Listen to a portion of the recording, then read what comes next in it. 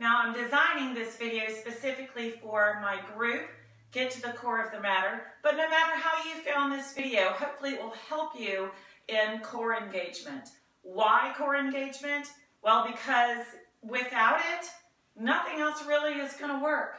Honestly, your entire strength comes from the center of your core. And the earlier that you learn how to really engage that center, the better your strength will be from top to bottom. And you'll find that all of those special traits, like having a nice lean waistline, like having a nice posture, all of those things really come from this method. Of course, it's by Joseph Pilates. I'm just relaying it onto you in a way that hopefully you'll get and be able to practice today.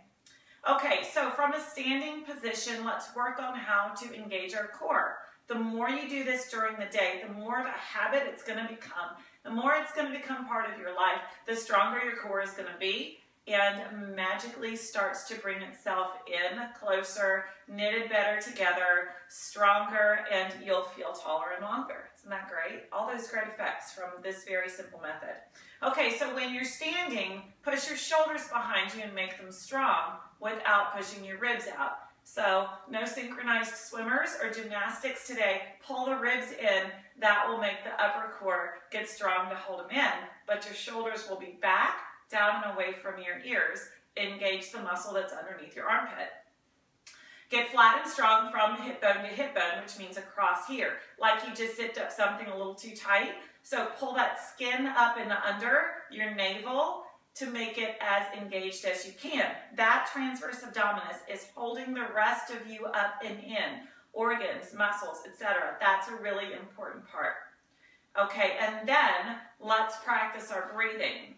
So breathe in through your nose and breathe out through your mouth. So in through the nose, out through the mouth. Here's the hardest part of it. Do not expand your belly.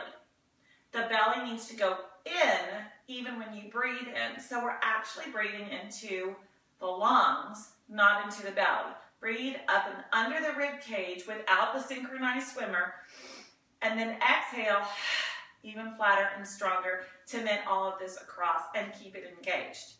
Now, I know you're not going to walk around your day breathing like that, but practice it as often as you can and practice keeping this engaged and pulled in and tall.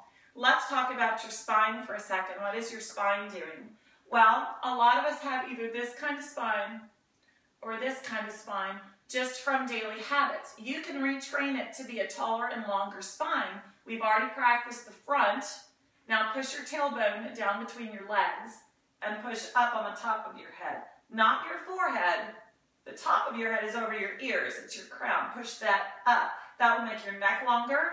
Okay, and if you're pulling up and pushing down at the same time, your whole spine gets longer and it brings you into alignment. Head over shoulder, over hips, over ankles. I hope that makes sense to you. Let's make sure that we can transition into other positions without losing that. So that was standing. What about when you sit down? Okay, sitting down in a comfortable position, you should be sitting on your sits bones and not too far forward. Most of us sit like this when we're sitting in a comfortable position. Or we sit like this because we're hovered over our computer.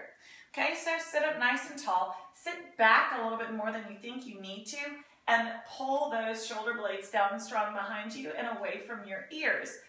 Pull the ribs in. Top of the core is strong. Zip up like you just zipped up something too tight and pull that transverse abdominis up and in. Here comes my dog. She has to check it out and see what's going on. Breathe in through the nose, out through the mouth, and continue engaging and holding all of these muscles in. What about from a lying position? Now, if you have diastasis recti, which is a large portion of you that's watching this today, you will not go direct from sitting to lying down, and you will not go direct from lying down to sitting up. You roll onto your side first. That's the safe way. Use your arm strength, pull yourself down, and here. Now, from a lying position, if your feet are flat and your knees are up, just tuck your tailbone under you. Get that flat feeling from hip bone to hip bone. Tuck your shoulders under you, make them strong and pulled in, and then find your ribs. What just happened? They probably flared up to the ceiling. So, core muscles in, pull pull the ribs down. Keep the skin strong underneath the navel. And then breathe in through your nose and out through your mouth. Keeping all of that engaged, and no synchronized swimmers from here. As soon as you lay your legs out, there's going to be space between your back and the mat, and that's okay. Really pull these muscles in and strong, and also your hips underneath you need to be strong to protect that lower back.